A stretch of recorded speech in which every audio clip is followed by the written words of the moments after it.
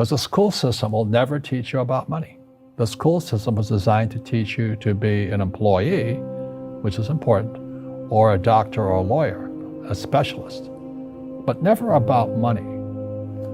So once I got old enough and I had already retired and I was rich and I was fairly well off, it was kind of a social conscience. I said, I have to share what I know. So that's why it took till 1996 for the cash flow board game to come out, because I could see this crash coming, which came out in 1998. And then Rich Dad Poor Dad came in 97.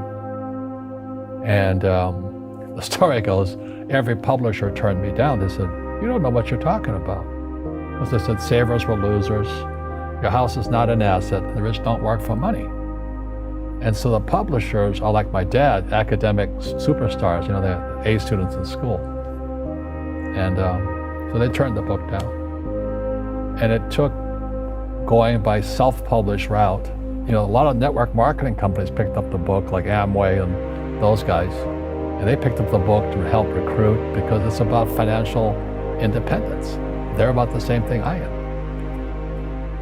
And then Oprah called in 2000. And then the next thing I'm on Oprah, and I went from obscurity to world famous, overnight success in 2000. And the book has been on the New York Times bestseller list for 7 years until the New York Times took it off. They said it had been on too long. But as you know, most people in publishing or journalism, they're on the other side of the coin of capitalism. So they don't like guys who make money. And that's like my poor dad side. So that's kind of the story. And I play Monopoly in real life. I don't need a job. I don't have a retirement. Don't need a retirement. I don't want the government to take care of me.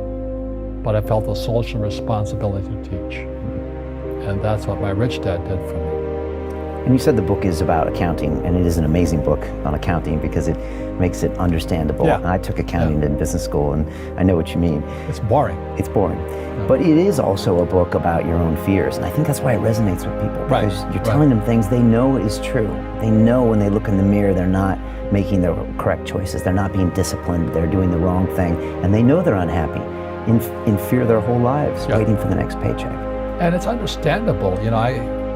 We all have fear. To be truthful, we all have fear. It's just how you deal with it.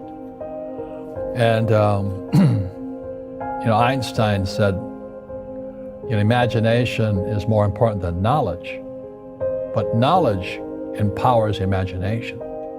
And what most people lack is real business knowledge, like accounting, like debt, like taxes. You got to know that stuff, but they don't teach it in school to anybody. So, and then when people ask me, how did your rich dad learn this when your poor dad, a PhD, didn't? And the answer is very simply, my rich dad, who's my best friend's father, his father died when he was 13.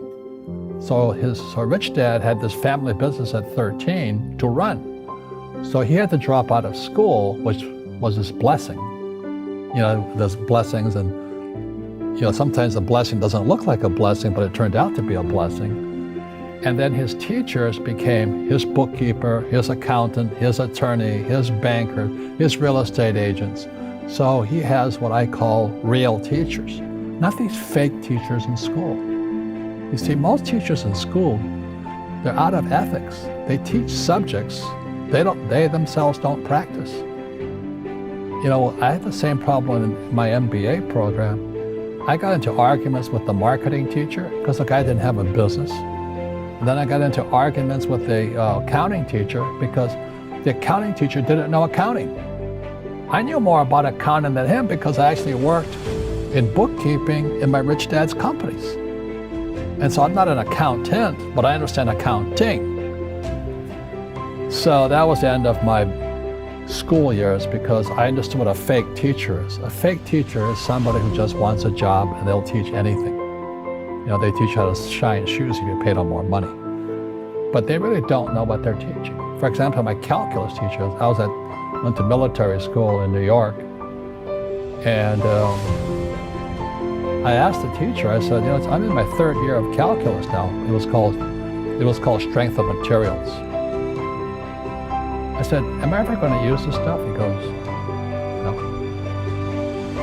You know, I said, why do you teach it? I was like, I get paid. I said, do you ever use it? He goes, no.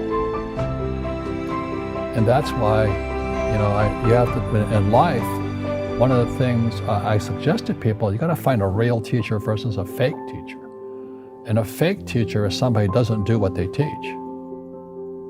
And a real teacher is doing what they teach every day. So my accountants, my attorneys, they're in it every single day. That's how I learn, because every day I'm solving problems in my business. So I have accountants and attorneys and bankers and all these people on speed dial because I'm solving problems with my team.